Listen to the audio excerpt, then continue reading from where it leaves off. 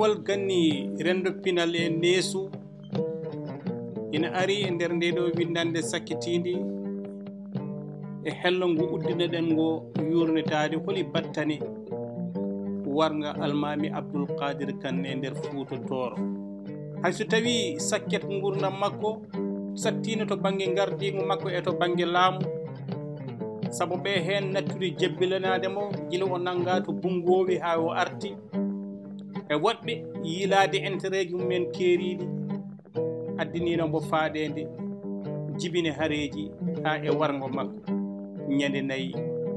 lewru avril 1807 caggal wargo makko noon eɗen mbawi wiide hankkadi laamu ngu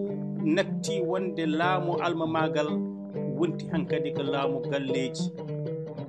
hoɗodiral hakkude galleji toroɗɓe tede révolution o wona révolution toroɓɓe ko révolution Fuuta sinno tan ko laamu toroɓɓe wonno walla filñitere toroɓɓe bayla perejo gollotako ko golli ko e oɗo révolution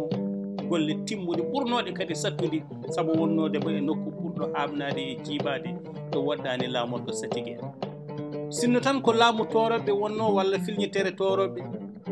Abdul Karim Diawanno mo seeno paalel gollota ko golle tiɗɗiɗe golliɗe e darde tiɗɗiɗe dari hen sinno eɗen mbawi wiide ko laamu toroɓɓe woɗɓe jeeyaɓe e kiɗɗe goɗɗe certude darataka e darde nde ɓe dari nde ha mbawi darnude ngol ɗo lefol almamagal wadde révolution o mbiyen ko révolution Fuuta ko wona révolution toroɓɓe kono noon nde Abdul Qadir Kane wara hankkadi bouclette baclette o heewi bouclette baclette heewi te ko kanko goto woni baɗɗo hen duuɓi 30 heddiɓe ɓe ɓooyata hen ɓe hen ɓe duuɓi 2 ɓe hen ɓe hitande ɓe hen ni ɓe leppi tan itte waɗi noon ko les grands électeurs witeɓe jagorɗe kañumene koye men nattini hen hankkadi intérêt ji men keeriɗe moni foof wonmo wambata kono kadi yiiɗoɓe fiilede almami ɓe kañummenne moni foof ina waɗa feere foof beele ina fiile almamagal taaridi mum gembo ɗum yiilo kañumne goote jagorɗe ɗe beele kañumne ina fiile almami ɗum firti tan ko lefol ngol ɓoosi e nanodiri ɓeɓe nanodirno to hoore fonde e 1768 ɗum firti ko lefol ngol natti hormade bagginali sappo ɗo Cheikh Souleymane Racine Bal woppunoɗo ɗum firti ko lefol ngol natti hormade constitution islamique mboɓe nanodirno ngam wadde Fuuta on état théocratique woni gendi pawidi e lawol dine l'islam ɗum firti ko laabi ɗi Abdul Qadir Kane darnuno wiide wonde ko ñawore diini fawoto natti holko ɗum jibini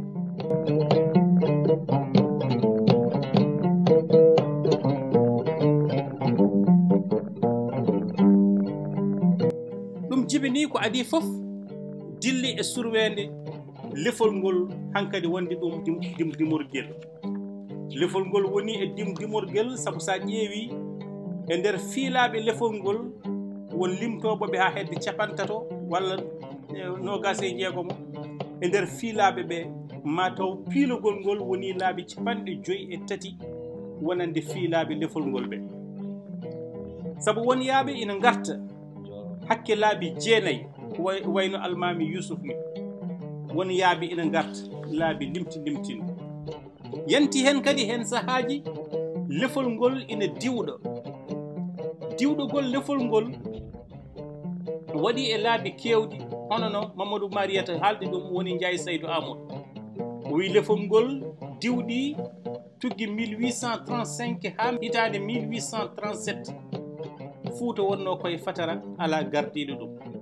ngol diwɗi kadi laawol ɗimmol 1864 ha 1866 ala piilaɗo almami laawol tataɓiwol ngol kadi lefol ngol diwɗi 1869 ha 1872 ala piilaɗo almami ngol diwɗi laawol nayaɓiwol 1874 ha 1875 ngol diwɗi kadi 1876 ha 1877 buklet baklet hakkunde ardotoɓe lefol ngol wontiri ɗum hankadi lefol galle e lefol hindi addi caɗele kewɗe sanne addini tubakoɓe kañumen koye men wellitade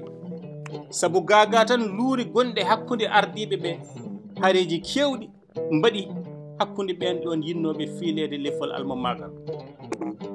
ɗum noon ɗesiwade tan koɗo ɓuural tubakoɓe kañumenne arnoɓe yidde fawde jungo mumen e Fuuta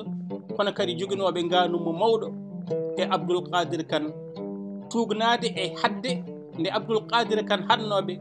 ha winde blanchol lettre ɓatakeji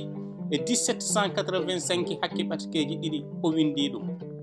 ngam wiidemo woto ɓe deftu e maayo ngo woto ɓe ndewɗon ɓuri tegtude kadi e jaggude yimɓe ina jeeyoya walla ina cooda ɗumen ina nawa ɗum saabi noon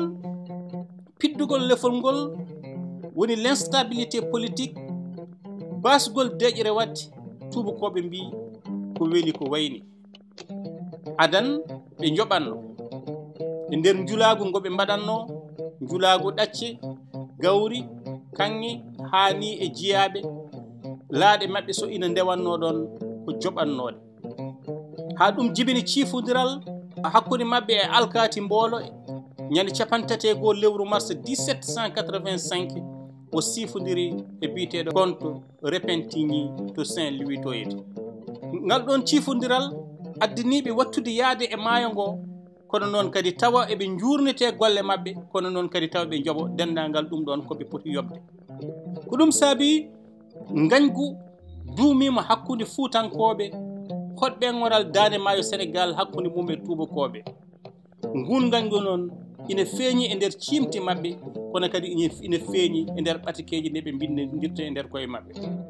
duttaɗe ɗen mémoire mo dira toon tottuno baron Roger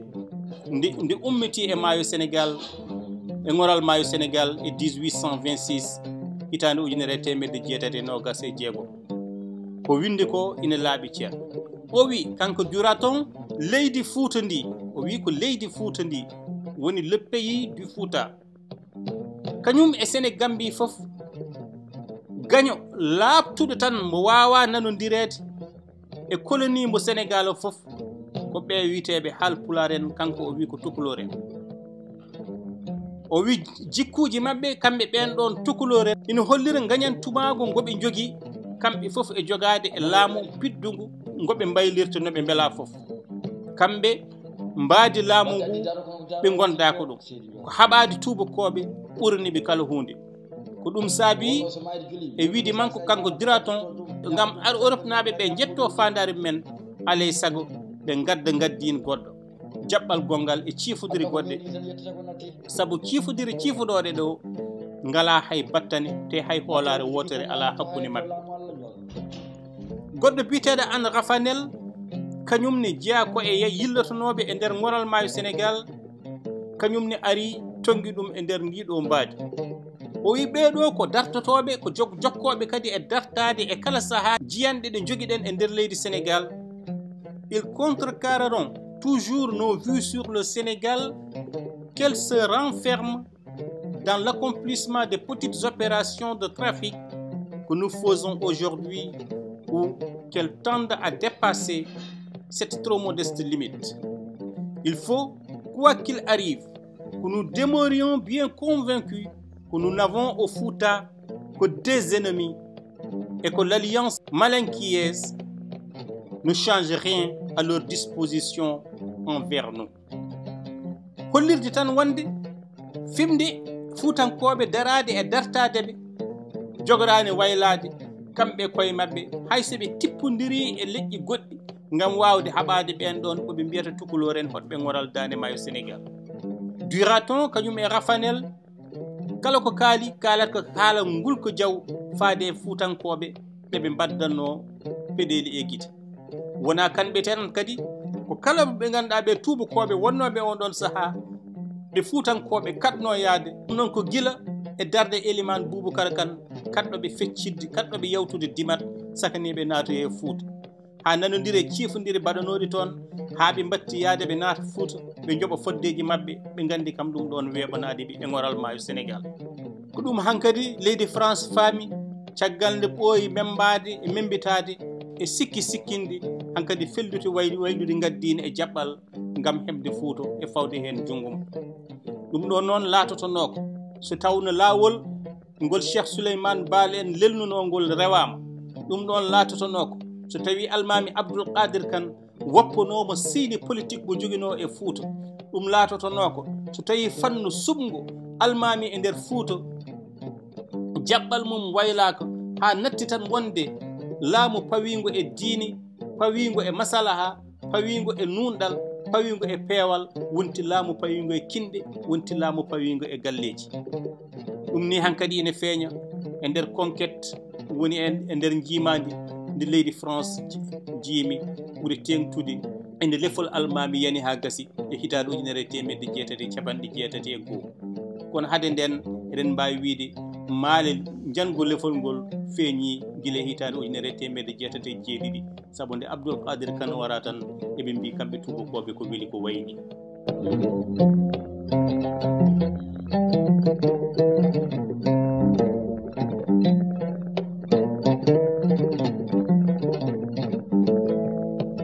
ina jeeya noon kadi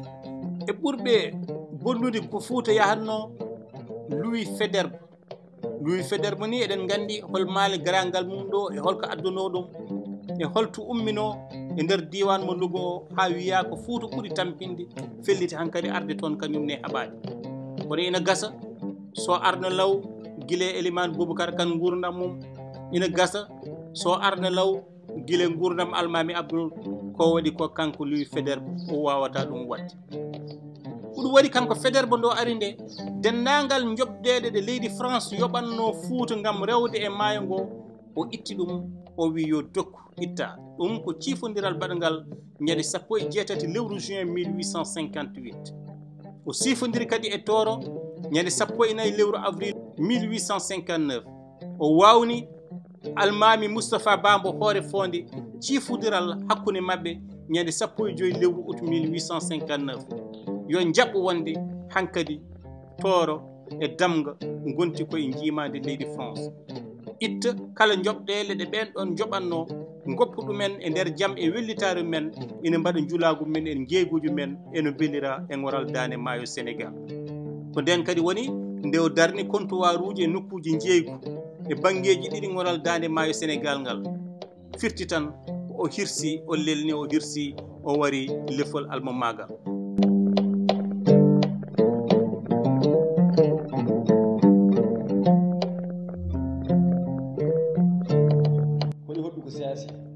ngam uddude tan eɗen paama ɗo wonde kala nde yimɓe celi laawol ngol poti rewde ndewi e laawol ngol potani rewde tawata tan ko fernoɓe laawol ngol ina dari e laawol bolol mumen. kala nde yimɓe goppi laawol pawigol e nunɗal to banggue laamu e kala ko ngo wawi wonde ndewi e laawol pawigol e galle pawigol e enɗam pawigol e ɓesgu yo paam ngol laawol fanani yimɓe e ɓuural e moƴƴere. kala nde yimɓe jamfi bandu men taƴi enɗam hakkude men e bandu men yo paam janggo men wonata ko janggo musto mettuɗo. ɗiɗo sababuji foof ina jeeya e ko addani Fuuta fawede junggo caggal wargo Almaami Abdul Kane.